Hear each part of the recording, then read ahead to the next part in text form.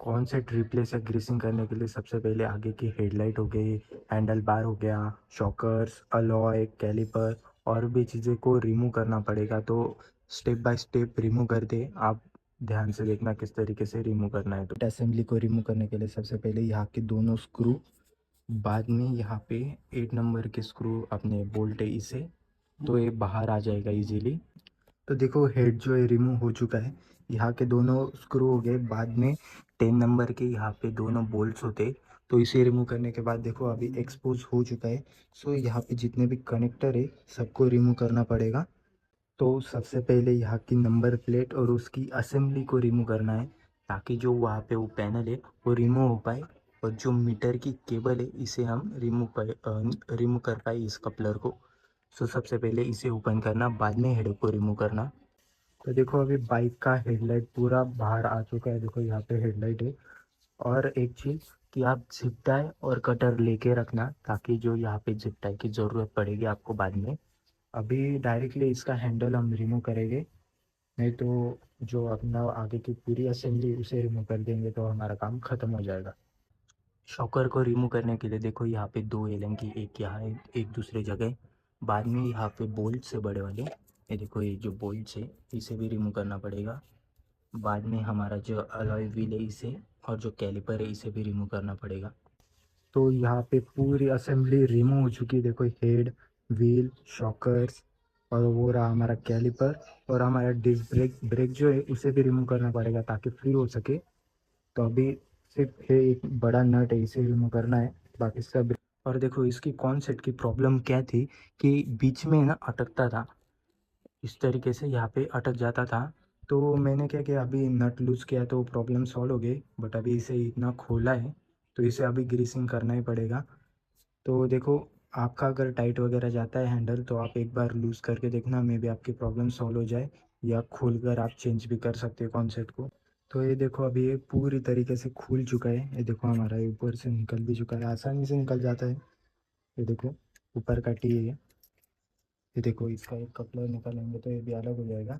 अब इसी भी से निकालना है और ग्रीसिंग करना है। इस तरीके से जो नट वगैरह लॉक वगैरह आप निकालोगे तो वन बाय वन रखना, ताकि आपको लगाते टाइम याद रहे कौन सा पार्ट कब लगाने का था।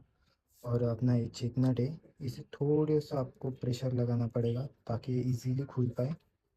तो अभी मैं इसे ओपन करता हूँ, आपको दिखाता हूँ क्या कंडीशन है। तो देखो टी खुल चुकी है, ये ऊपर की कॉन्सेप्ट की कंडीशन है जो भी अच्छी है, बहुत अच्छी है।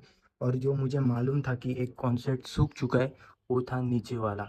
तो देखो अभी इसकी कंडीशन इतनी कुछ खास नहीं है, बट हम ग्रीस करके इसे चला सकते हैं। छोटा सा काम था बट पूरा निकालना पड़ा हमें, क्योंकि मुझे मालूम था कोई तो कॉन्सेप्ट ख़राब हो चुका है, देखो पानी वगैरह जंग वगैरह लग चुका है। तो हम इसे अच्छे तरीके से क्लीन करके इंस्टॉल कर देंगे वापस से ग्रीसिंग करके। और देखो आप ये काम घर पे करेंगे तो मतलब ये थोड़ा हार्ड काम है, तो सब टूल वगैरह आपके पास होने चाहिए, तो ध्यान रखना इस बात का।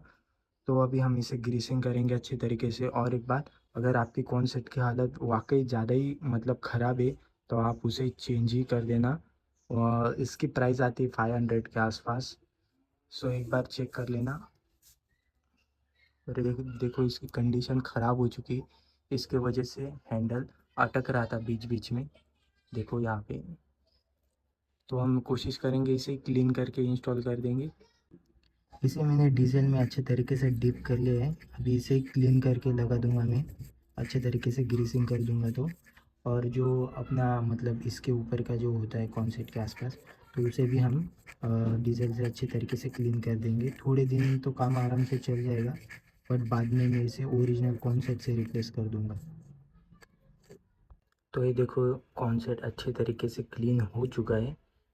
अभी यहाँ थोड़ी सफाई कर देते और वहाँ थोड़ी सफाई कर देते और डायरेक्टली ग्रीस करके इंस्टॉल कर देंगे।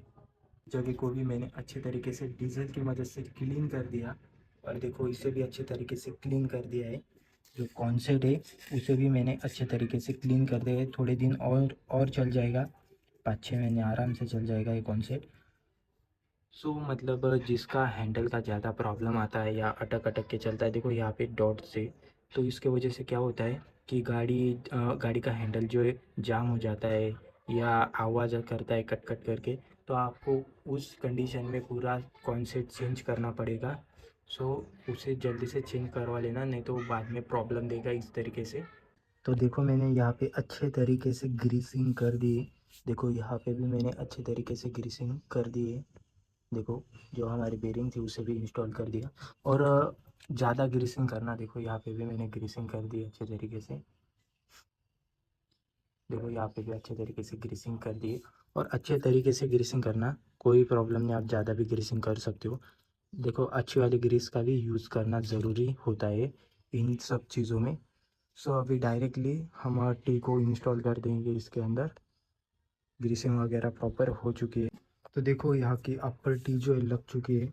सिर्फ एक जो नट है लास्ट में टाइट करना, जब हमारा सॉकर इंस्टॉल हो जाए तब टाइट करना, नहीं तो जो यहाँ से जो ये होल और ये होल अलाइन नहीं होगा, इसके वजह से ये नट लास्ट में टाइट करना।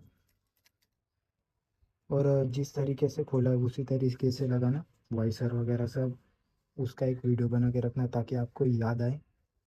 तो अभी डायरेक्ट शॉकर इंस्टॉल करेंगे, बाद में अलॉय, और उसके बाद हेड को इंस्टॉल कर देंगे इसके ऊपर। तो फाइनली बाइक का सारा काम कंप्लीट हो चुका है। हैंडल फ्री भी हो चुका है और नॉइज़ भी चली गई है। और अगर आपके बाइक को 4 या 5 साल हो चुके हैं तो आप यहाँ पे WD-40 से स्प्रे करना। अगर इस तरीके से ऑयल या ग्रीस बाहर निकले, इसका मतलब आपका जो कॉन्सेट है वो रस्टी हो चुका है, उसे रिप्लेस करना पड़ेगा। देखो अगर आपके पास न्यू बाइक है तो यहाँ पे WD-40 डीजल या पेट्रोल का यूज़ मत करना, उसकी वजह से यहाँ से ग्रीस जो है रिमूव हो जाएगी। और एक बात का ध्यान रखना, यहाँ पे बहुत सारी कंपनियाँ रेड ग्रीस भी यूज़ करती है। और जब भी आप बाइक खोलोगे तो आप यहाँ का सिर्फ ये नट ही ओपन करना, हैंडल वगैरह ओपन करने की ज़रूरत नहीं है। सो आपका ये काम कंप्लीट हो जाएगा।